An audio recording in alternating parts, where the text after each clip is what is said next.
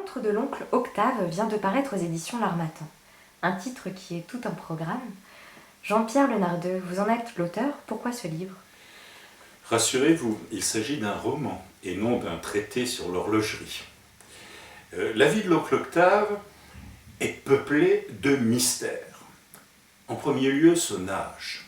Il avoue avoir 70 ans, mais selon la rumeur, il aurait tenu un poste à responsabilité durant la résistance de la dernière guerre. Ça ne colle pas. Ensuite, on le voit apparaître, disparaître, reparaître, etc. pendant plusieurs jours, sans qu'on sache vraiment où il est passé. Sa voiture se trouve au garage, à la gare on ne l'a pas vu, et aucun taxi n'est venu le prendre. Il y a quand même là un mystère. Et pourquoi ne se sépare-t-il jamais de sa montre?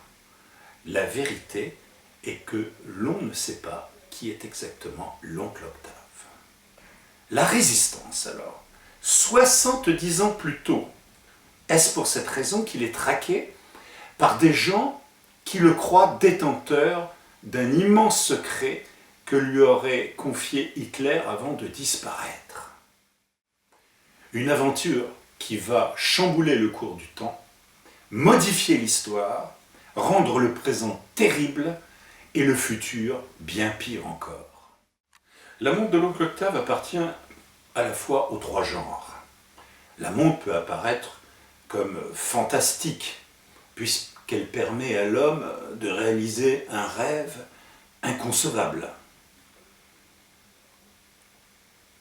L'aventure, l'oncle Octave et son neveu vont de Carrick dans Scylla. Enfin, est-ce un thriller? Il y a du suspense, des rebondissements, tout ce qu'il faut pour faire un thriller. Et puis, c'est un thriller pour les jeunes de 13 à 93 ans. Parlez-nous quand même de la montre. Quand je dis qu'elle est fantastique, je pense qu'il s'agit surtout d'un instrument en avance de plusieurs siècles sur son temps. Puisque, tôt ou tard, l'homme parviendra à aller dans le passé et dans le futur. Cette montre fut inventée au XVIe siècle par un certain Fortunino Rogolini, un génie bien sûr, un grand esprit qui a fréquenté d'autres grands esprits comme Léonard de Vinci. Les personnages sont souvent fabuleux.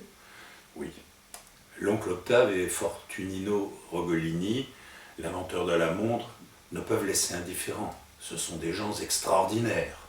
Il y a aussi Hippolyte, un soldat d'un autre âge, au passé étonnant. Et puis, il y en a d'autres qui font froid dans le dos.